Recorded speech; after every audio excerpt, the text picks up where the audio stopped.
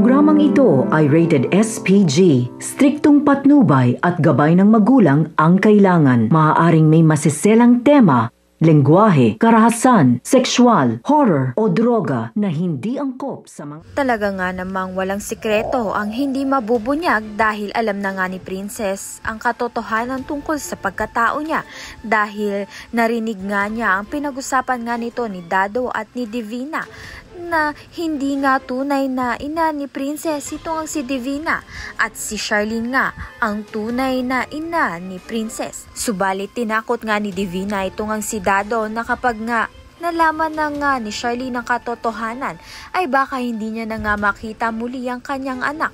Kaya naman nga't binigyan niya nga ito ng pagkakataon upang itakas na nga si Princess sa malayo. At ayaw rin nga ni Divina na malaman ni Charlene ang katotohanan. Sa kabilang banda naman nga, talunan na naman nga itong si Liberty sa masamang plano nga niya kay Princess dahil nabunyag na nga ang pandadayang ginawa nga niya upang siya nga magwagi. Ngunit dahil nalaman na nga ng buong klase na si Liberty nga ang nagdaya, kaya naman nga't si Liberty nga rin ang ma-expel at napahiya pa nga siya sa buong klase. Kaya naman nga't sirang-sira na nga ang pangalan nga nito ni Liberty na manang-mana nga sa kanyang tunay na ina na si Divina. Ano pa nga kayang mukhang maihaharap nga nito ni Liberty ngayon ngay binansagan na nga siyang mandaraya.